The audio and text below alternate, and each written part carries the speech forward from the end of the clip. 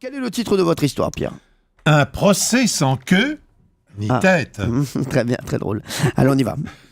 Le 1er décembre 2005, la police découvrait le corps sans vie de Dominique Aubry, riche veuve de 57 ans, pendue à un escalier avec une corde de barin sur sa péniche à Neuilly-sur-Seine. Les enquêteurs conclurent dans un premier temps au suicide. Mais la famille de la victime refusait de croire à cette hypothèse et porta plainte.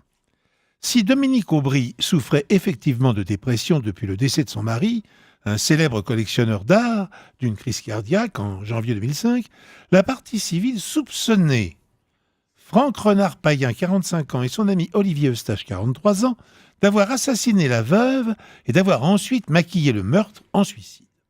Car, fait troublant, 2 mois à peine avant sa mort, la veuve avait fait modifier son testament avec l'aide d'Olivier Eustache, faisant de Franck Renard-Payen, un ami intime, le légataire universel de sa fortune estimée à 14 millions d'euros. Le procès débuta le 4 mars 2014, donnant lieu à un débat sans fin d'experts. Sans témoins, sans preuves tangibles, le juge décida finalement de prendre en compte le témoignage du chien de la victime, un dalmatien. Un vétérinaire expert auprès des tribunaux a interprété les réactions de l'animal à la vue des 2 suspects. Celui-ci les aurait formellement reconnus comme étant les meurtriers. Alors, 2 versions.